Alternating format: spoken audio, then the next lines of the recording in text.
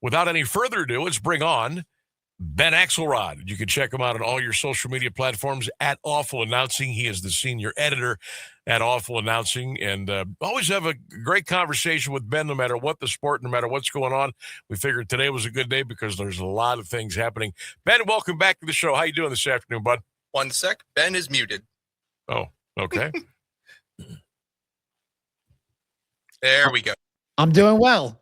All right. There he is. How you doing, man? Good? I'm great.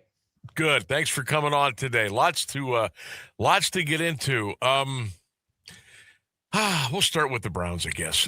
Todd Monken, the new head coach, they made the announcement.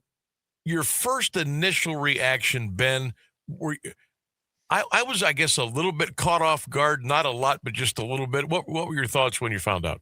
Yeah, really just a strange fit, I think, for the Browns in terms of you look at this coaching search, you would have thought the Browns were looking for a younger offensive-minded head coach. They wound up with an offensive-minded head coach, but it's a 60-year-old offensive-minded head coach. I believe he is tied with Bruce Arians for the second oldest first-time NFL head coach, right behind David Culley with the Houston Texans, who is 65. But I only bring up the age because it's just a strange fit in terms of where the Browns are in this rebuild.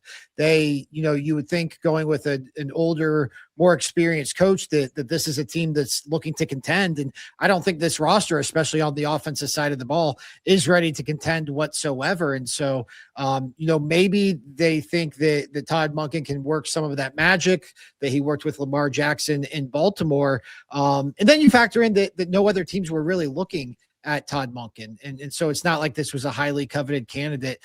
He didn't really, other than being offensive minded, like he just didn't really check a lot of the boxes that you would have thought the Browns were looking for at this point in their rebuild. So just a strange fit overall. I mean, it certainly could work out. He's definitely highly respected as an offensive mind, but really strange to go with not only a older head coach, but an older head coach with no previous NFL head coaching experience. Ben, could you speak of the process? We heard all these stories coming out about you got to take a cognitive test, a personality test, you got to do homework, all this stuff.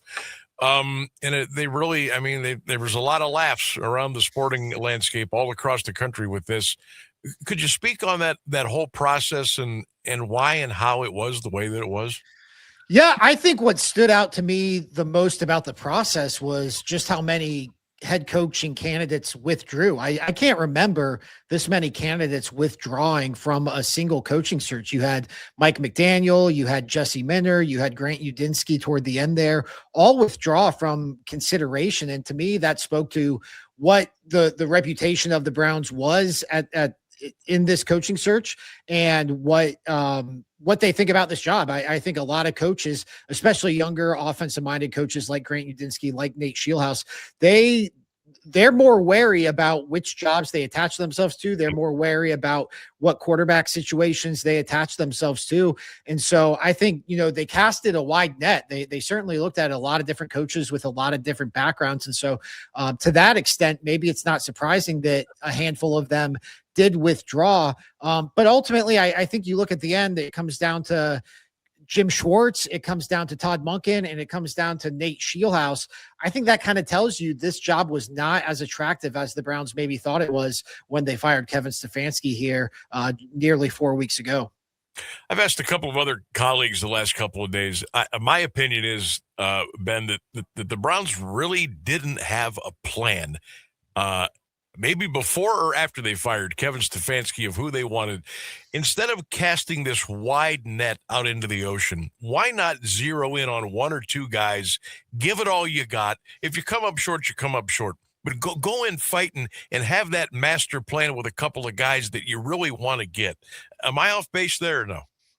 No, I think you're dead on. I don't usually in these searches, it's like you fire the coach and everybody can kind of link a candidate or two to that job. And that's the front runner, and more times than not, that winds up being who it was. I mean, after the Steelers fired Mike Tomlin, it didn't take long for them to be linked to Mike McCarthy, regardless of what you think to that hire. I think the same thing with the Ravens and Jesse Minter. It was just an obvious fit.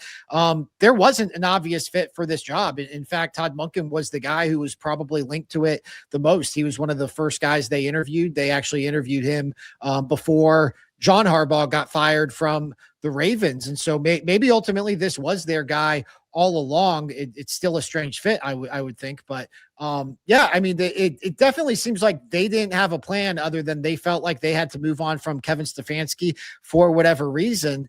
And the other thing I would add is I think it speaks volumes that Kevin Stefanski got fired, went out, landed what I would argue is probably the second most attractive job opening, or was the second most attractive job opening before the Ravens job came open as well. And meanwhile, the Browns here, this search took nearly 4 weeks, and they ultimately landed up with a hire that left a lot of people scratching their heads. You know, we've seen this movie before, Ben, and I guess my question is probably not even answerable. But if you didn't have a plan, and you've been doing it this way, all these coaching changes since the Haslams have kind of been in charge, why are we continuing to go down this road of, well, let's just cast the net and see what happens? They have to know that this is not the way to go. Yeah, it just made me think they thought, or they felt like something had to change, that they couldn't come off these last 2 years and just run it back with Kevin Stefanski and with Andrew Berry. Obviously, they remain committed to Andrew Berry, and so Kevin Stefanski kind of wound up being the scapegoat. It also makes me wonder whether Kevin Stefanski behind the scenes was kind of pushing to get out, whether Kevin Stefanski had made it clear he wasn't necessarily happy with this setup. And if him and Andrew Berry were going to be on their way out in a year from now anyways, he'd rather get out now than add another, 5 and 12 season to his resume. So that's something that I've thought about throughout this process, because you look at it, the way it played out, I think there are a lot of Browns fans, as low as Kevin Stefanski's approval rating was throughout these last 2 seasons. I think there's a lot of Browns fans sitting here saying, hey, I would have rather just kept Kevin Stefanski if this was ultimately going to be the result. Factoring in also that it looks like Jim Schwartz has probably coached his last game for the Browns as well. Ben Axelrod is our guest. Check him out at Awful Announcing. He is the senior editor joining us here on the show, 1310 WDPN. That's where I was going next, Ben. Jim Schwartz, holy cow. We've heard the stories of he was just not happy and went around and gave his goodbyes, and he is out the door. I know he's still under contract. What's the scoop with Schwartz? What happens with him? Yeah, it's a good question. I think, they'll fight to keep him around. He is under contract. I think we've seen the Browns show with the way they handled the Myles Garrett situation a year ago, is that if you're under contract, they are going to kind of hold you to that. They did let Bubba Ventrone, though, go to the Los Angeles Rams in the same capacity. So maybe they are open, but I think they obviously value Jim Schwartz a lot more than they valued Bubba Ventrone. But look, I think ultimately you don't want to have a prisoner in the building. You don't want to have somebody who's upset to be there, especially in such an important role like defensive coordinator. And I think that's, we talk about the process, we talk about casting a wide net, we talk about the personality tests and the essays and all that. I think the fact that they wanted to keep Jim Schwartz around, but seemingly weren't aware of how hard he was going to take this or how he was going to feel about it, to me, that speaks to what a mess this entire thing has been. Right. And so, and so I think that it's the strangest part to me about all this is that it seemed like, based on the reporting, based on the innuendo, based on how upset Jim Schwartz was, is that Jim Schwartz was a big part of this, that whoever they hired, whether it was Todd Monken or Nate Scheelhaus, they wanted to keep Jim Schwartz as the defensive coordinator. But for whatever reason, it seems like they didn't include Jim Schwartz in that was the plan, or they didn't have any indication whether Jim Schwartz would be willing to go along with that. So I think if you want to look at what was the biggest mess in all of this, I think that stands out the most. Unreal. Ben Axelrod is our guest. So Todd Monken era begins. Where do you think he sits with the quarterback room right now, Ben? There's Shador, there's Gabriel. Deshaun is still on the roster. Will he try to push for a draft pick? Do you think he'll work with what he's got? How do you think that's going to work out?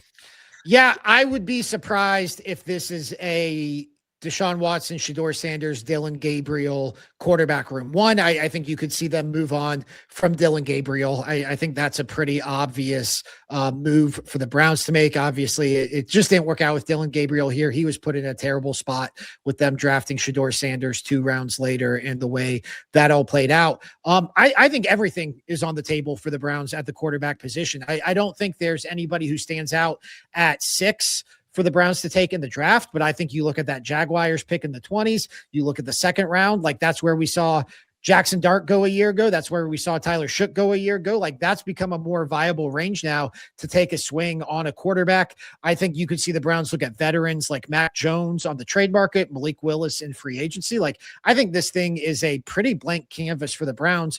You do have the possibility of just running it back with Shedeur Sanders. You have Deshaun Watson, who is allegedly going to be healthy after coming off a couple of major injuries. I think it's all on the table. I could see Todd Monken being intrigued by Deshaun Watson. I could see Todd Monken saying, hey, let's just move on from Deshaun Watson. But yeah, I think there's a lot of ways to go here for the Browns. I would say just the one thing that I feel pretty certain about is they are going to add somebody, whether it's in the draft, free agency, or a trade.